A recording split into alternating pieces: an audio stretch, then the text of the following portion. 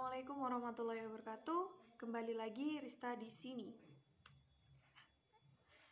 Pada video kali ini akan sangat berbeda dari video-video sebelumnya.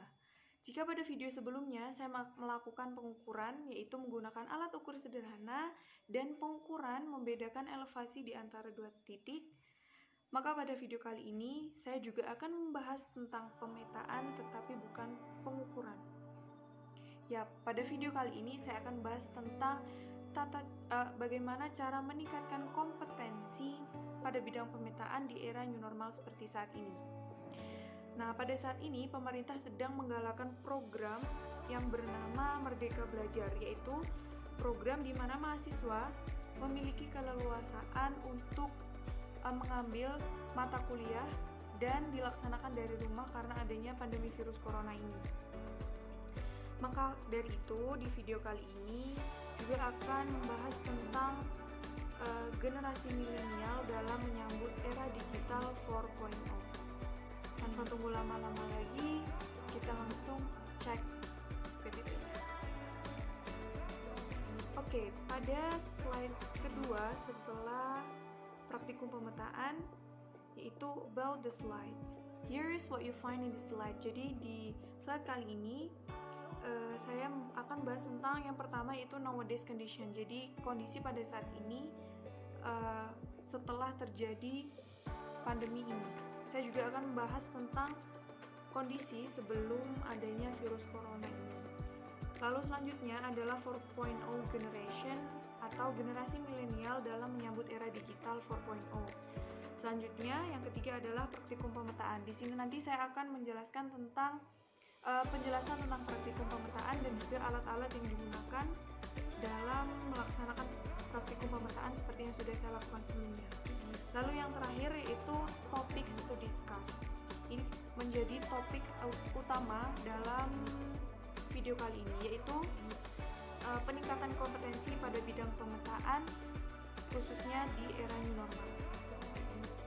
Selanjutnya adalah saya mengutip beberapa quotes.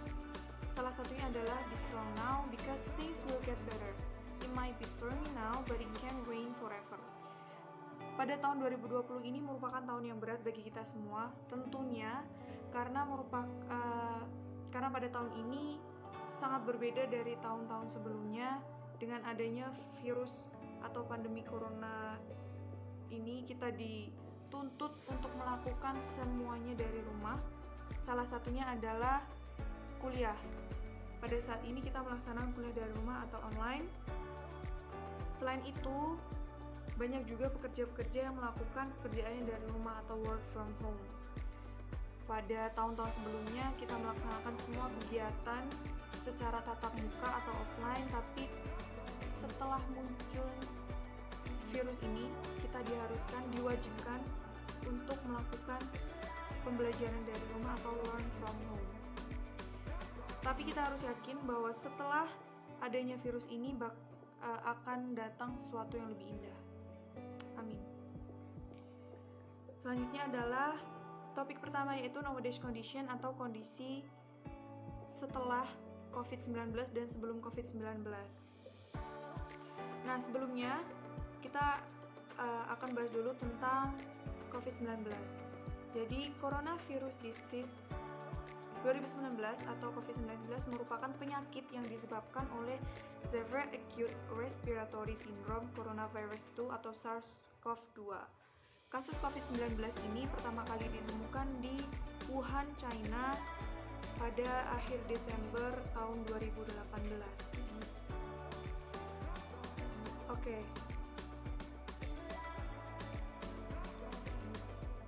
Jadi, coronavirus adalah kumpulan virus yang bisa menginfeksi sistem pernapasan. Pada banyak kasus, virus ini hanya menyebabkan infeksi pernapasan ringan seperti flu dan batuk. Namun, pada kasus lebih besar atau lebih berat, virus ini dapat menyebabkan infeksi pernapasan berat seperti infeksi paru-paru atau pneumonia. Virus ini menular melalui percikan dahak dari saluran pernapasan. Misalnya, ketika berada di ruang tertutup yang ramai dengan sirkulasi udara yang kurang baik atau kontak langsung dengan pasien positif COVID 2019. Selanjutnya, pada slide kali ini akan bahas tentang before after COVID-19.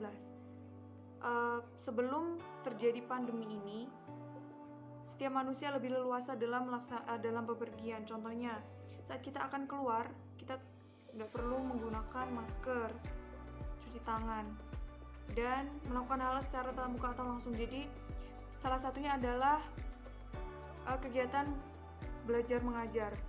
Dapat dilakukan secara langsung atau tatap muka atau offline. Dan after COVID-19 ini, saat bepergian kita harus mematuhi protokol kesehatan yang sudah ditentukan, yaitu menggunakan masker, mencuci tangan, dan juga menjaga jarak. Melakukan segala hal secara online dan dari rumah, yaitu salah satunya adalah learn from home. Selanjutnya adalah 3 most important things atau 3M, yaitu memakai masker, menjaga jarak, dan juga mencuci tangan.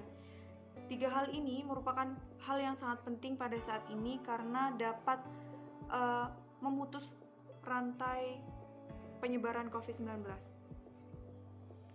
Lalu selanjutnya adalah 4.0 generation atau millennial generation after COVID-19 pandemic. Description atau penjelasan dari revolusi 4.0 generation ini adalah memberikan dampak besar bagi kehidupan generasi milenial dan juga mempengaruhi keberfungsian sosialnya di kehidupan nyata. Banyak generasi milenial berjuang untuk mempertahankan eksistensinya di media sosial. Selanjutnya, perkembangan teknologi saat ini memberikan pengaruh yang cukup banyak dalam berbagai aspek kehidupan manusia. Teknologi bukan hanya membantu manusia dalam bidang pekerjaan, tetapi sudah menjadi kebutuhan yang tidak bisa dilepaskan oleh manusia. Contohnya, jika sebelumnya kita melakukan belanja, kita harus datang ke tokonya dan melaksanakan kegiatan tawar-menawar di tempat tersebut. Tapi setelah terjadi perkembangan atau inovasi pada bidang teknologi ini, sangat memudahkan kita untuk melakukan kegiatan jual beli, yaitu melalui online shop. Dari survei yang saya baca, perilaku dan kebiasaan pada generasi milenial yang berusia 18-40 tahun memiliki tingkat antusiasme paling tinggi terhadap penggunaan teknologi, tetapi mempengaruhi terhadap sikap dan perilakunya. Contohnya adalah saat ini baru saja terjadi kepada saya, yaitu pada saat saya bertemu dengan seorang teman saya di jalan. Ketika saya menyapa dan beliaunya sedang memegang handphone atau smartphone-nya, karena memang mungkin sedang dalam kondisi mendesak atau seperti apa, beliau tetap tanpa menghiraukan saya, tanpa menghiraukan ajakan saya, beliau tetap menatap ke handphonenya tersebut. Hal ini sangat mempengaruhi dalam kehidupan sosial karena di Jawa sendiri, sopan santun merupakan hal yang sangat-sangat penting dalam kehidupan bermasyarakat. Jadi setiap manusia, baik itu seumuran atau dengan yang lebih tua ataupun dengan yang lebih muda, kita juga harus saling menghormati, menjaga sopan santun, dan juga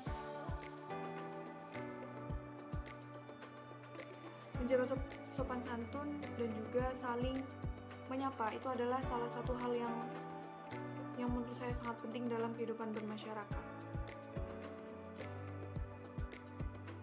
Lalu, slide selanjutnya adalah tentang praktikum pemetaan itu sendiri. Dalam penjelasannya, pemetaan adalah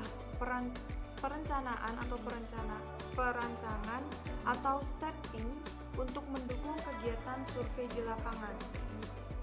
Dalam identifikasi permukaan, ketinggian, sekaligus fitur-fitur tanah dan juga dalam pengukurannya. Jadi, pemetaan ini memudahkan kita untuk melakukan pengukuran secara real. Bisa dibilang pemetaan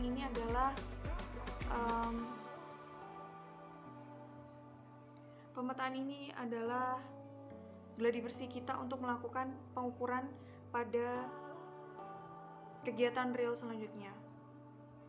Lalu selanjutnya adalah alat ukur pemetaan. Yang pertama adalah alat ukur sederhana, yaitu ada meteran, kompas, dan juga klinometer.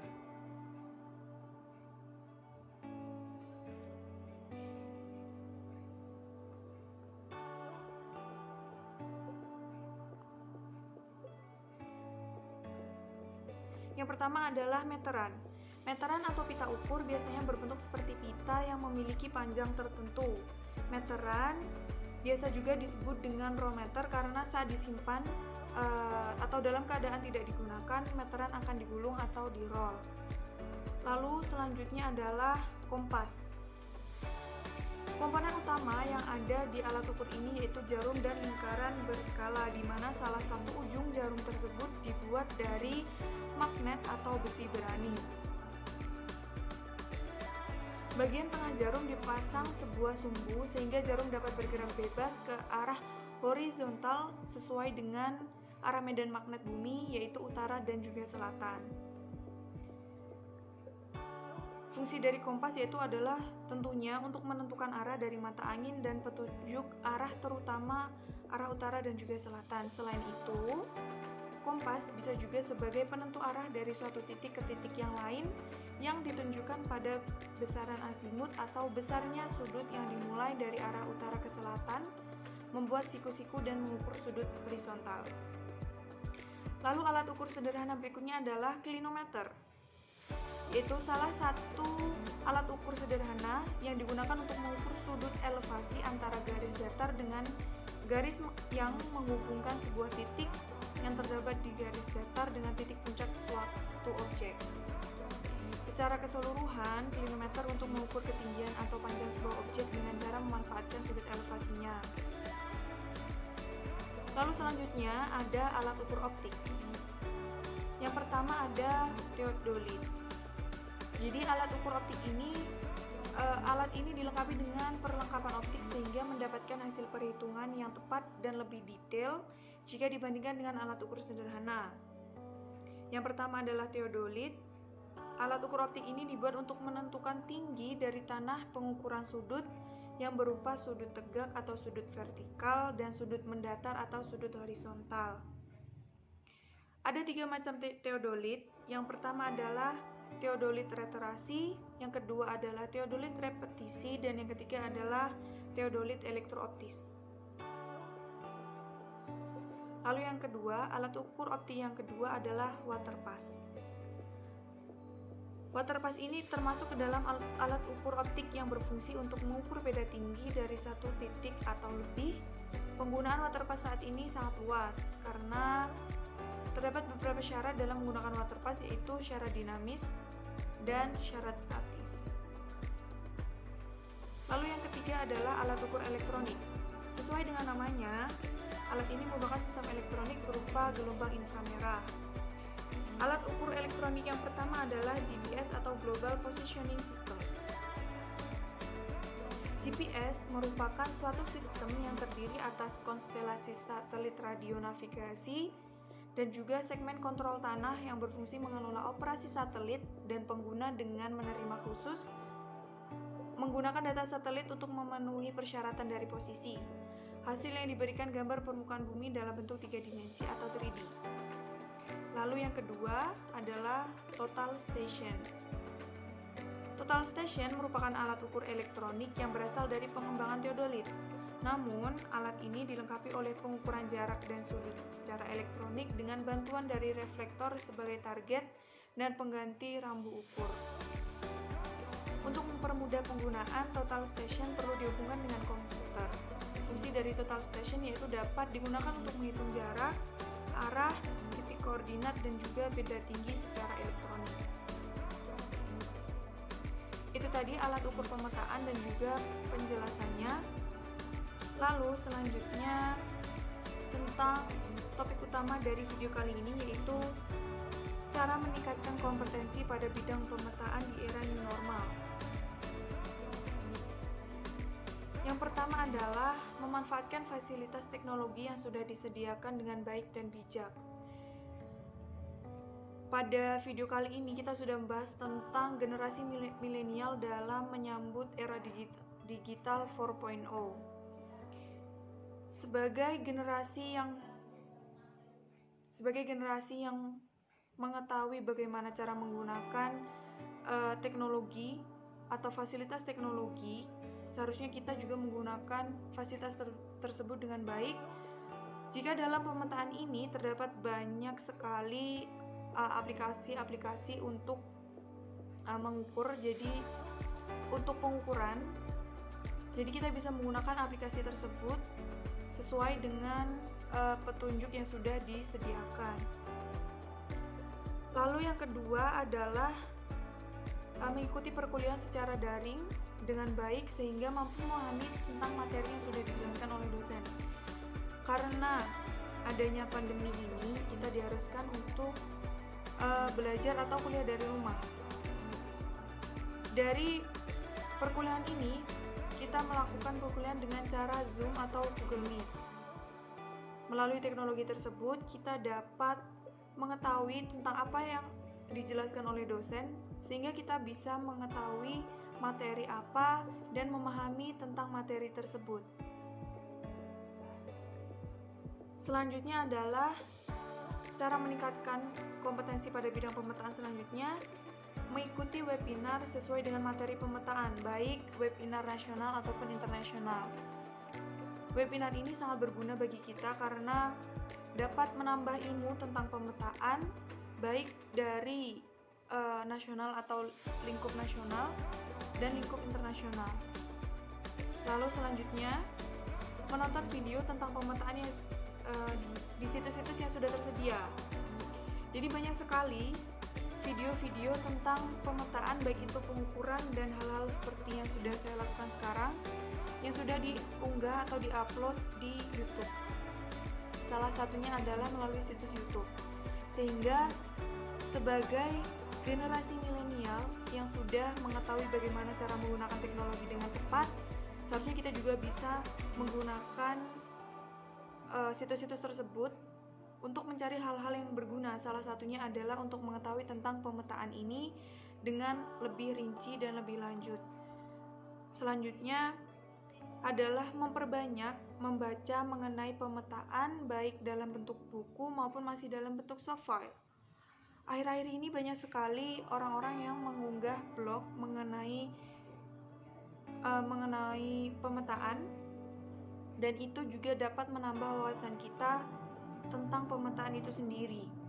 Jadi cara meningkatkan kompetensi pada bidang pemetaan ini adalah sangat banyak, dan saya hanya menyebutkan beberapa saja karena menurut saya jika disebutkan satu-satu mungkin tidak akan cukup dan akan sangat lama.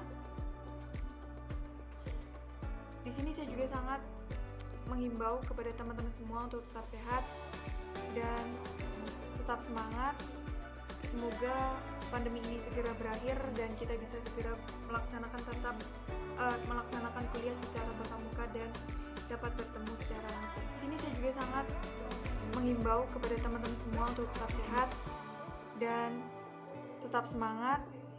Semoga pandemi ini segera berakhir dan kita bisa segera melaksanakan kuliah secara tatap muka dan dapat bertemu secara langsung. Sekian dari saya, ada kurang lebihnya mohon maaf. Akhirnya, wassalamualaikum warahmatullahi wabarakatuh.